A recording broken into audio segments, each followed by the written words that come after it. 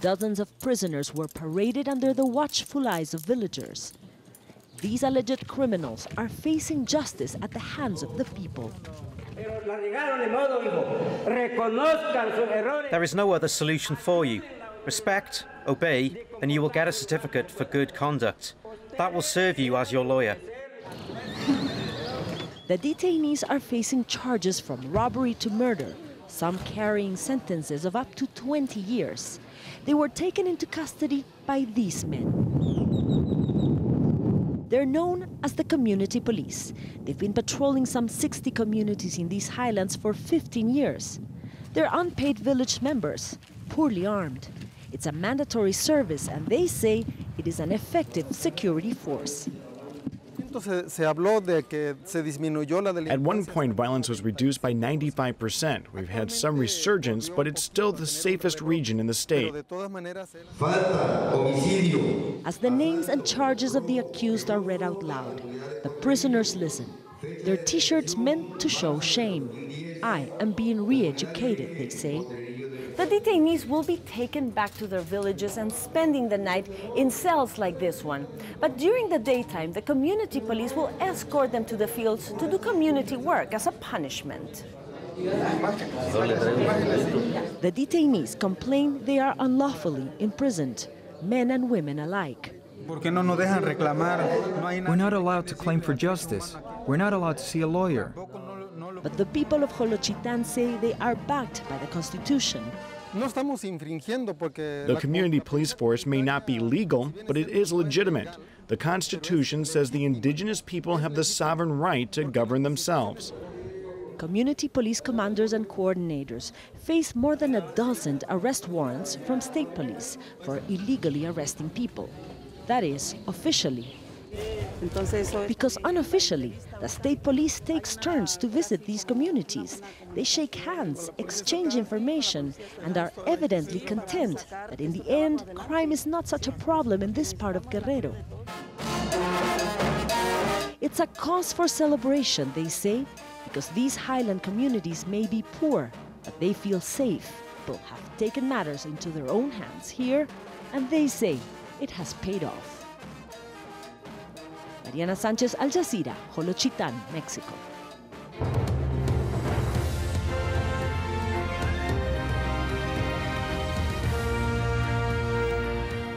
A survey by South Africa's Medical Research Council has found that 1 in 4 men admit to having committed rape.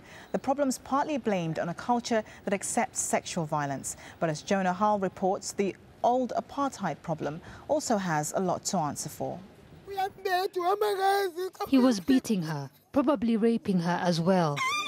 Even now, I'm still shaking, because since I was born, I never heard kind of sound which was produced by that girl.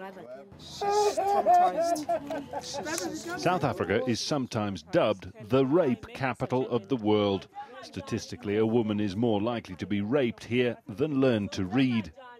Dumisani Rebombo was 15 when he and 2 others gang-raped a female pupil at school. A shy boy at the time, Dumisani says he gave in to relentless peer pressure. These guys have a request, and they're thinking you should prove yourself to be a boy just like us.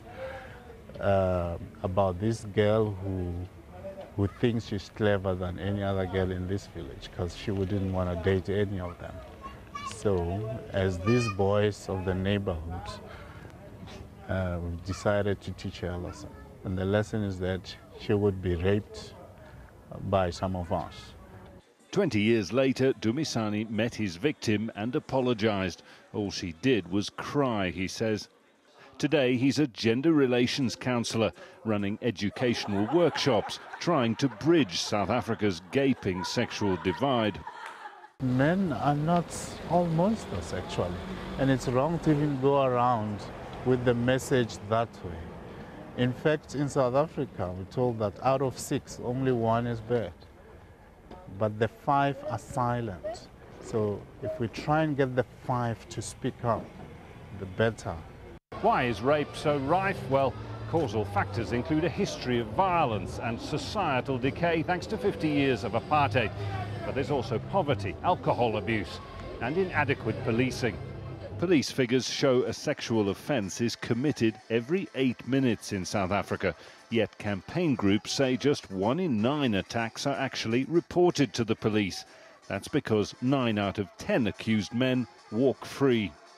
Somebody attacks you and rape you will not change who you are. In a culture of such impunity, there are only small signs that Dumisani and others are making a difference. And those men that are doing those things, that the man, for me, that is somebody that is already dead while he's alive. People need to understand that this thing exists. People need to practice their rights, so we need to talk a lot more. Beyond the workshop environment here in a township church, out on the streets, the silence still speaks louder than talk of human rights. Jonah Hull, AlJazeera, Johannesburg. Racist or realistic? The Australian mural that stoked up a huge controversy over immigration. That's in a few minutes. Plus, we'll have all the sport, including the Cricket World Cup and a superb batting performance from India's Virender Sehwag. The details up next.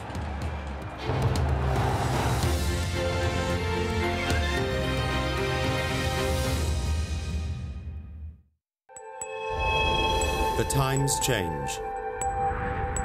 The instruments evolve. The battlegrounds shift. This is America! Our country! But the international struggle continues. He was murdered!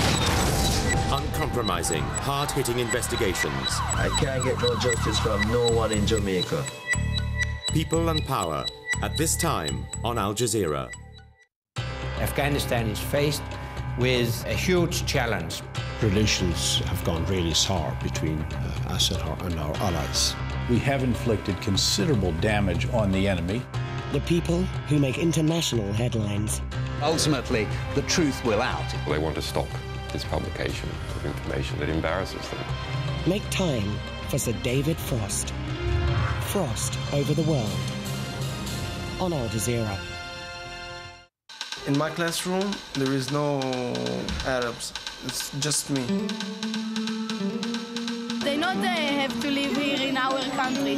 A Palestinian student at university in an Israeli settlement must find the uneasy balance between honoring his heritage and securing his future. You have to remember, here in this place was a country called Palestine. Mohammed Speaked, a witness special at this time on Al Jazeera.